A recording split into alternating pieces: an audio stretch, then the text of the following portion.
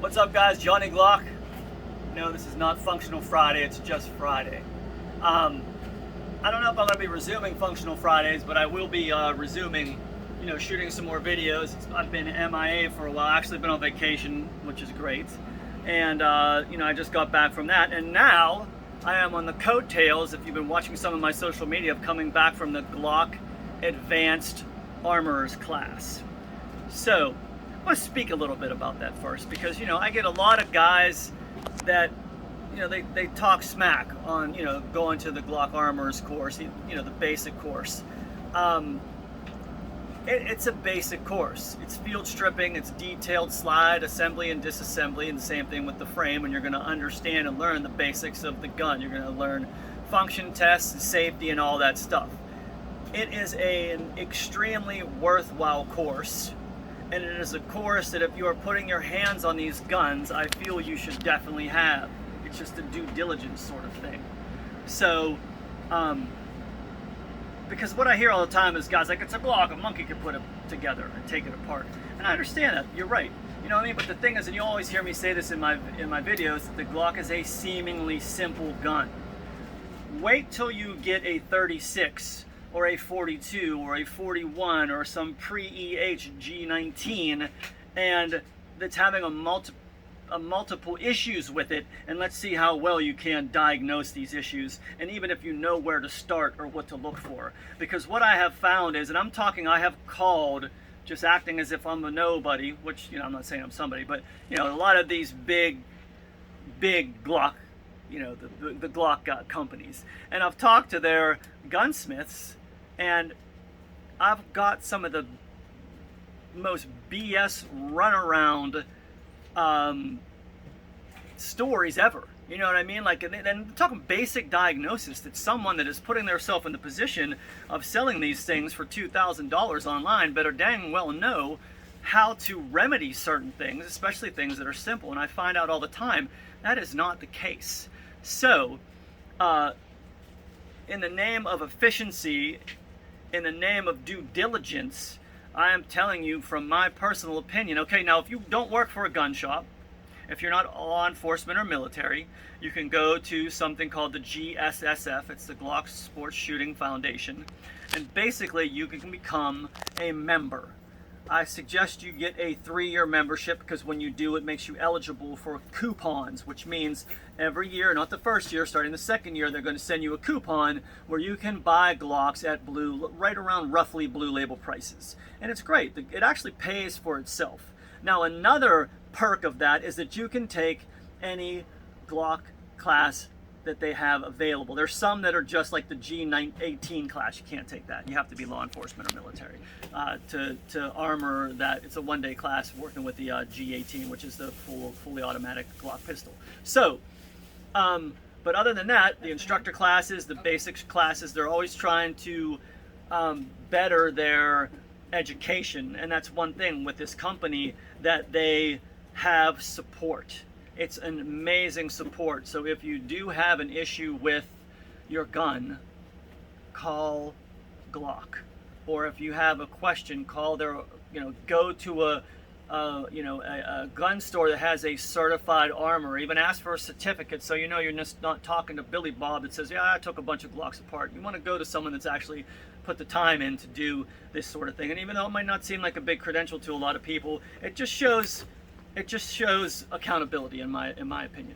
So then the next phase of that is you have to be an armorer in the field for about 3 years, I think is the rule, to sit for something called the Advanced Armorers class. And the Advanced Armorers class, when the rubber meets the road, you can fail this class. It's a pass or fail class. You have to get a passing score of 90%, because Glock does not want anyone out there that is not proficient in their pistols certifying weapons and working on their guns. It's a liability thing, and it's a due diligence thing, and actually it's a life or death thing, and this is a company that understands that.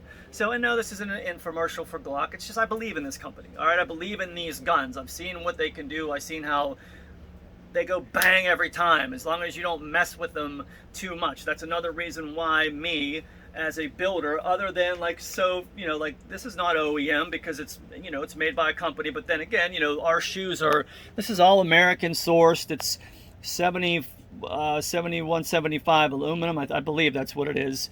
All stainless steel parts. These are like every part of the stuff that we use that isn't Glock is completely, totally torture tested, rigorously used by, you know, my guys and operators and all that kind of stuff, with feedback that I personally take into account. It's been insane now getting Glock parts, just because of the freeze right now, and they're talking about opening it up back again soon to the commercial market. That's a little side note. Back to, and the reason why I'm saying this is because other than these smaller parts here and there, and if I have it listed on the website, I am using Glock. All right, we're back. Luckily, we have Wick here doing the filming, who knows how to splice stuff together. So I guess edit's the right word. But there was a glitch in the phone. So basically, I'm gonna use duct tape. I'm just gonna tape them together. Yeah, there you go. I used to work in the, you know, in college with, you know, using, you know, doing 8mm films. We used to splice them with the tape and all that kind of stuff. It was so rudimentary. Anyway, so what I was saying is that is why I use OEM parts. I only use OEM parts because I know they work. If I'm not using an OEM part, it'll always be listed on the website, and you'll know the difference. And right now it's just crazy because of the, like I said, because of the parts freeze. That you know, and that's another thing. Like, I've been paying through the teeth for this stuff, and I've been absorbing most of it. I don't feel that it's like, I'm not trying to gouge you guys for the 30% that I'm having to pay above cost that I normally do for Glock, but I'll weather this thing because that's the kind of guy I am. I got those kind of ethics, and hopefully we'll be back to normal soon here. So yeah, so that's the thing with these classes. They're you know, if you can take the advanced class, take it, man. I think you're going to be really humbled. I know everyone in my class was. You know what I mean? It was the first time they took it, and they were like, good Lord, because they give you 30 guns. You have 4 hours, 5 hours to diagnose what's wrong with them. And a lot of these people were taking it down to the last 30 seconds to get these guns done, because it's, you know, if you don't have proficiency and you don't have time in the field, or even if you do have a little proficiency with just one gun, you know, say your department has nothing but 21s or 17s. You have the 43, the new 43X, you have the 48, you have the 19X, you have the G36, you have old G42s. There's all these odd things that if you don't work with these a lot and know the differences in them with the different spring-loaded bearings and the different loaded chamber indicators and all that stuff, you'll sit there going like, what the heck? So it's a humbling course. It's a great course. And like I said, it's a course that gives you accountability, and it really shows that Glock ups their game. They want their armors, especially their advanced armors, to have efficiency and accountability in the field. So, with that said, on the coattails of this, I'm very jazzed because I love education. As you know, like, my whole channel is basically dedicated to this. I want to tell you a story. So, you know, when I tell people, most people don't know I'm 52 years old. They know I'm old or whatever. I got my first Glock in 1989. It was one of the first G19 series. I kept this as nostalgia from it because I started messing with these guns early on. Now, honestly, guys, this is 34, 35 years ago. That's how long I've been doing this. So, and that's not me being my high horse. This is just facts. This is what they used to do with their parts. They used to coat them with this black coating. Now, if you would see this now, you would think this is some kind of odd aftermarket, you know, thing, because, I mean, if you do know the stampings and all that, that should say 336. This should have a dot stamped into it. Like, why is this black? So sometimes people, you know, if you don't know the history of it, even the leg on this wasn't changed until the 90s. The groove on the leg. This is considerably different from, I'll grab an updated Gen 3 bar just so you can see the difference. The vertical extension has a different angle, if you can see that. That's a good shot. The cruciform kick-up is a little bit different. The entire stamping process, and then lastly is this little hook they put right in there, just so basically what used to happen with these, with the hook, with the straight leg, it would want to get wrapped around there. You still have that problem now, and that's kind of why they went to the class system. But this is a Sursa 1989 Glock part. Now, I've had this I've always kept it, you know, near and dear, So, you can see there's no wear on it. It's not rusting or anything like that. Not that I've kept it near and dear. Actually, it's been right in that one of my first cases right here. I've had this. If you saw a video from 13 years ago in my house, it's like sitting on one of the walls. So basically, I've had this for a very long time. So here's the story with the parts issue that's going on. And listen, I love you guys. I have the greatest customers out there because everyone knows what's going on with the parts. So I'll have a guy just randomly text me or email me, say, hey, I just found out your Glock has Gen 5 firing pins. And I'll be like, yes. I'll go, so I'll go buy them. Of course, I get them from $2 from Glock, and I pay $12 from. It's rough out there. But basically, a customer called me, and this is the only reason why the Timneys conversion kits are back up online, because someone called me and said, hey, aren't you looking for plus connectors? I said, yeah, and I found this company that had 95 available. So I'm like, all 95, put them in the cart, they're mine. So basically, and I'm thinking, how the heck did these guys get these? So knowing what I just told you about these black parts, I order these parts, and lo and behold, this is what I get. Now, to me, this is unbelievable, because these are Glock parts, and you can back it up, because I want to get my face in here. These are Glock parts that are freaking 35 years old if you do the carbon dating on them. I'm just messing around. I don't need to do the carbon dating. I know what era these are from because of the coating on it, because I have this and I just been doing this for a long time. So these, for all intents and purposes, and you get back up on them, they've been sitting in a warehouse. Who knows, what kind of climate control or whatever, but these are freaking 35 years old, and there is not a bit of rust on them. It is the most awesome thing. It is a testament to why Glock is where they are, because since day one, they have had quality control on everything they do, and they are a company that just is that way. Recently we just received a pistol from a company, and they had so much oil on it for the shipping process, and Wick was doing some stippling on it. I'll let you talk about it. Yeah, First thing he said.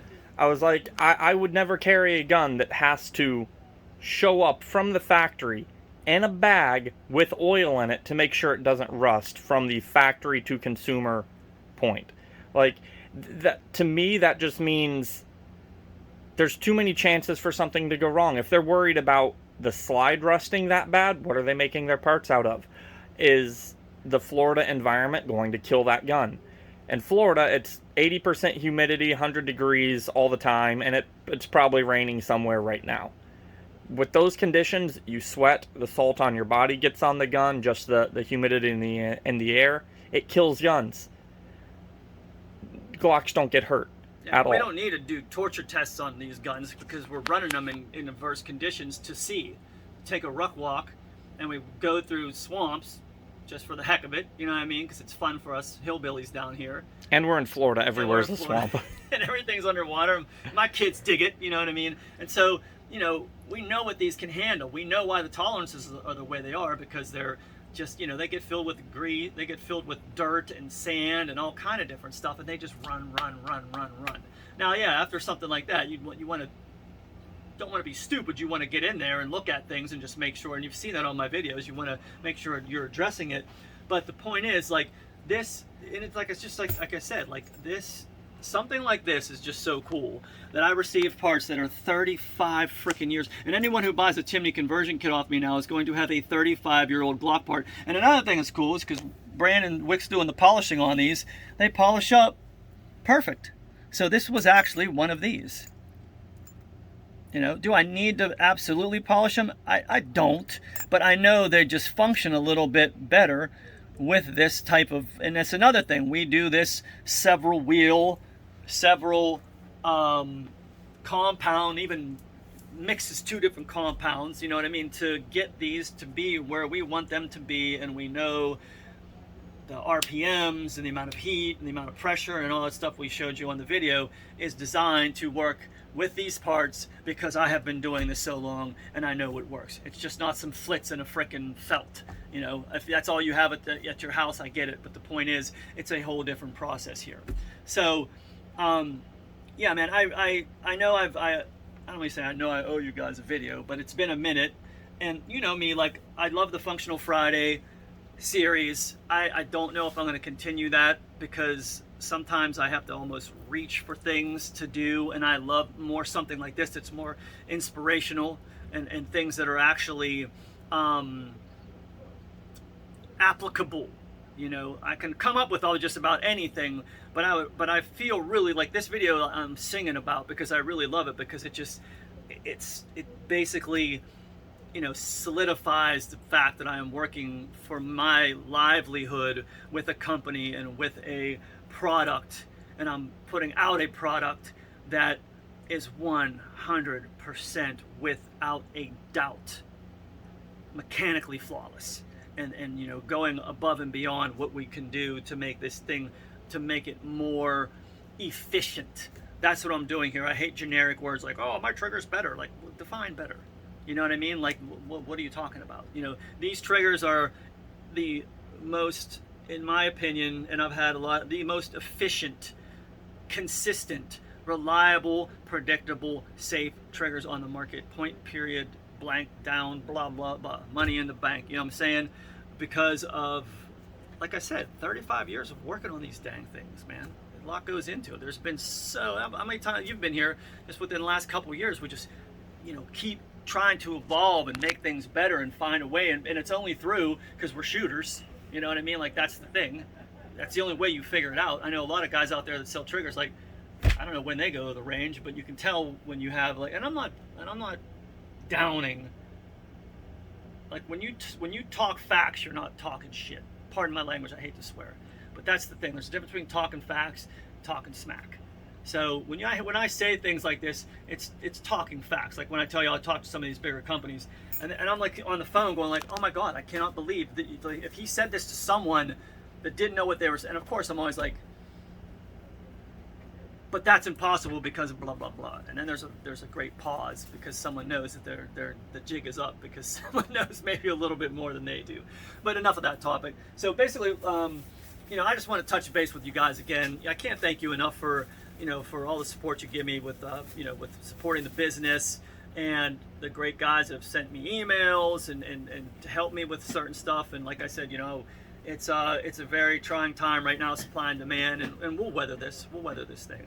But I guess that's about it. Anything else you can think of? I don't pay you to think though, so. No, you pay me to polish it. Anyway, all right, guys, and remember, trigger control is control. Have a great weekend.